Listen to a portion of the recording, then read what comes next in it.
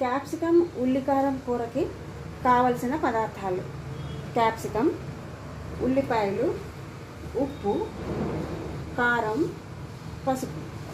క్యాప్సికమ్ని ముందుగా ముక్కలు కోసుకోవాలి. ఈ ముక్కలు కూడా పొడుగ్గా కోసుకోవచ్చు, లేదా చిన్న చిన్న ముక్కలుగా కోసుకోవచ్చు. చిన్న ముక్కలుగా కోసుకుంటే ఏంటంటే మనకు కూర కొంచెం ఒదిగినట్టు ఉంటుంది, గ్రేవీ లాగా కూడా ఉంటుందన్నమాట. అంటే ఉల్లిపాయలు మనము గ్రైండ్ చేసి వేయాలి. సో అవి వేసినప్పుడు గ్రేవీ లాగా మనకు ఈ కూర వస్తుంది.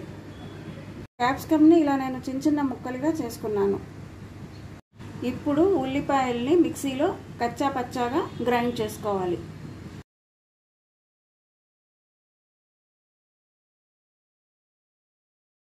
చేయు విధానం చూపిస్తున్నానండి. ఇప్పుడు ముందుగా ఒక మందపాటి బాండీ కానీ గిన్నె కానీ పెట్టుకొని దానిలో నూనె వేసుకోవాలి. నూనె కొంచెం వేడెక్కిన తర్వాత మినప్పప్పు, ఇష్టం ఉన్న వాళ్ళు శనగపప్పు కూడా వేసుకోవచ్చు. అయితే నేను ఒక మినప్పప్పే వేస్తున్నాను. ఇది కొంచెం వేగిన తర్వాత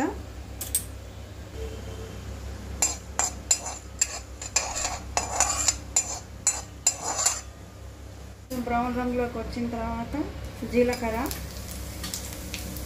ఆవాలు, ఎండుమిర్చి, ఇష్టం ఉన్న వాళ్ళు ఇంగు కూడా వేసుకోవచ్చు, కరివేపాకు. ముందుగా క్యాప్సికమ్ ముక్కలు వేసుకోవాలి, ఎందుకంటే ఇది మగ్గడానికి కొంచెం టైం పడుతుంది. ఇది కొంచెం బాగా మెత్తగా మగ్గిన తర్వాత దీనిలోకి మనం కచ్చా పచ్చాగా దంచి పెట్టుకున్న ఉల్లిపాయలు వేసుకోవాలి. ముక్కలు మగ్గాయో లేదో ఒకసారి చూసుకుందాం. ముక్కలు మగ్గాయండి. దీనిలో ఇప్పుడు మనము దంచి పెట్టుకున్న ఉల్లిపాయలు వేసుకోవాలి. ఉల్లిపాయలు వేస్తున్నాను. ముందుగా వేసుకుంటే ఉల్లిపాయలు ఏంటంటే ఒక్కసారి నల్లగా మారిపోతాయి. సో ఇది మరి ఎక్కువ వేగినా కూడా రుచి బాగోదు. ఉల్లిపాయలు మగ్గాయి లేదో చూసుకున్నాను. ఉల్లిపాయలు మగ్గాయి, ముక్కలు మగ్గాయి. సో ఇప్పుడు దీనిలో మనము ఉప్పు, కారము, పసుపు వేసుకోవాలి.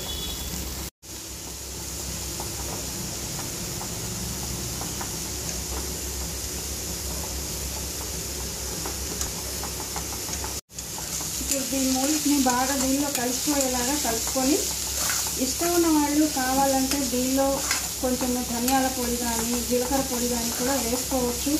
వెల్లుల్లిపాయ ఇష్టం ఉన్న వాళ్ళు కూడా వేసుకోవచ్చు. కానీ అవన్నీ వేసుకునే కంటే కూడా దీంతో ఇలా తింటేనే ఎంతో రుచికరంగా ఉంటుంది. గుమగుమలాడుతున్న క్యాప్సికమ్ ఉల్లిపాయ గ్రేవీ కర్రీ రెడీ. మీరు కూడా ఒకసారి ట్రై చేసి చూడండి. ఎలా ఉందో నాకు కామెంట్ బాక్స్లో కామెంట్ చేయండి. మీకు కనుక ఈ వంట నచ్చినట్లయితే లైక్ చేయండి, షేర్ చేయండి, సబ్స్క్రైబ్ చేయండి. Thank you.